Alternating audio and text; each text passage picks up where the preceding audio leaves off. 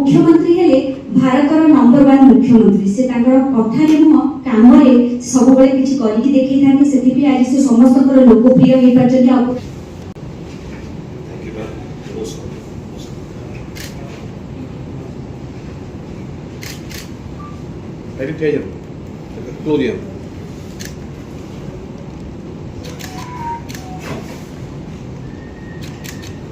नमस्कार, जय जगन्नाथ।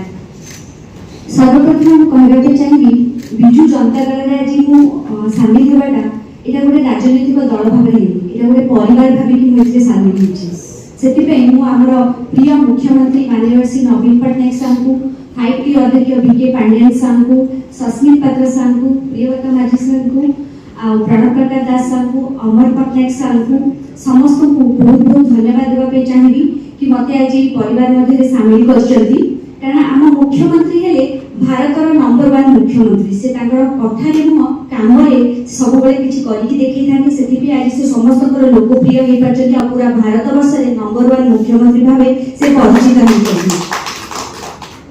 ओडिशार भौगोलिक पचारिक बहुत लोक मैंने जिते पचारूले बाहर रोली ओडिशा कौटी अच्छी से आम मुख्यमंत्री हॉकी खेल को एत भल पाई दुई थर हॉकी वर्ल्ड कप ओडिशा रे आयोजन करते से बाहर सब लोक मैंने ओडिशा को भल भाव देखिले जानिले ओडिशा गोटे विश्व दरबार रे परिचित होता। 1999 मसीह जिते बात्या आसला से ओडिशार मेरुदंड भांगी जाता किंतु आम मुख्यमंत्री दृढ़ संकल्प जो 2019-20 मसीह जिते फनी आसला से डिजास्टर मैनेजमेंट रे वर्ल्ड मैप रे ओडिशा नंबर 1 स्थान पाइला से केवल आम मुख्यमंत्री निस्वार्थ भाव आउ कठोर परिश्रम जो आज ओडिशा ये जगह रे पहुंची। 5T योजना विषय में समस्त कथबार्ता होचे किंतु ए योजना हला भारत वर्ष गोटे भिन्न योजना ताहा केंद्र समस्त योजना ठार मध्ये भिन्न होइथाय और अन्यतम बोली हम समस्त जानिछे।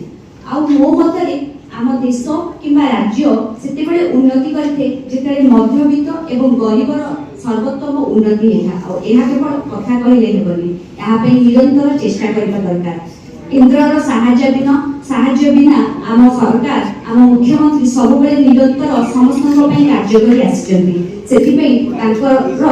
निर्मल भावमूर्ति सब प्रेरित और आज विजु जनता दल में सामिल होती। आज सारा राज्य में विश्वस्तरीय शिक्षा एवं स्वास्थ्य सुविधा मिलूची से सब धन्यवाद देवाई चाहिए राज्य सरकार को से जड़े उच्च शिक्षित शालीन एवं निष्ठापर व्यक्ति जे सब कथा कम आ कार्य विश्वास करती अनुप्राणित ही आज मुझे संगठन में सामिल होती। मत पार्टी तरफ जेकोसी कार्यभार दिया निस्वार्थ भाव डेफिनेटली करने चेष्टा करी। धन्यवाद।